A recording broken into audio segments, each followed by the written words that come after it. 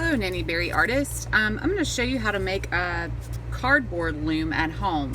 Fourth grade is going to be starting our vertical weaving on these pre-made tooth cut. They almost look like little tops of the castle that I order from dickblick.com, or you can buy them from other weaving services. They're just a really nice thick chipboard, but of course with all the Amazon packages and ordering online and things like that for virtual things, we can use our leftover cardboard boxes. So this is what we're doing in class, but you guys can follow along at home with just using some scrap cardboard.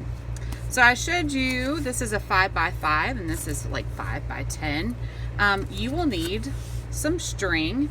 You even have leftover tennis shoe strings or anything like that. You just want to make sure that it's nice and long.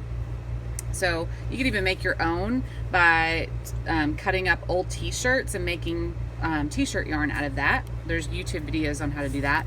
Some masking tape or scotch tape at home. I like masking because it's easy for kids to peel up and put their names on it. And then a pair of scissors. And of course your cardboard, however you want to cut it.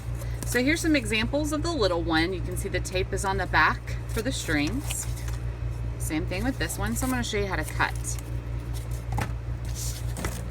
So for the little one right here, I went ahead and pre-cut. You want to make sure that you're cutting an odd amount. So I either do 5 or 7, especially if you're just starting out. I would cut about 5 until you get used to stringing and then using your weft. And I'll do another video on actually how to weave. So I'm going to cut 3, 4, 5, 6, 7. You're gonna turn it around and cut the same amount. So I try to make sure I'm just looking and kind of keeping steady on where they are across from each other. So here's how you actually warp your loom.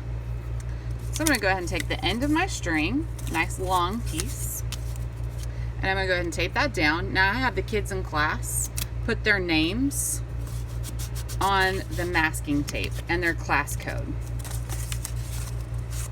And then you're going to put that in the first notch on the front, and then you're going to wrap to the back, to the front, through to the back, to the front.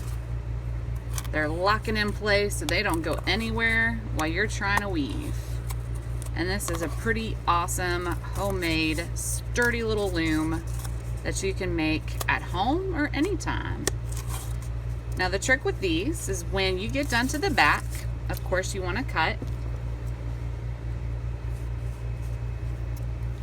And this is very nice soft yarn. Someone donated this to our art room, which is awesome. Okay, so there you go. This is your back. Of course you don't want to try to weave with these extra pieces.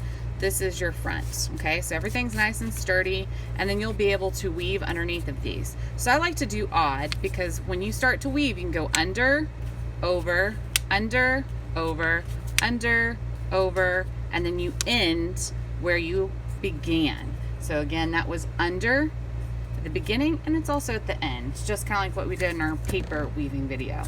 So I'll show you guys how to get started with your yarn weaving in the next video. Thank you.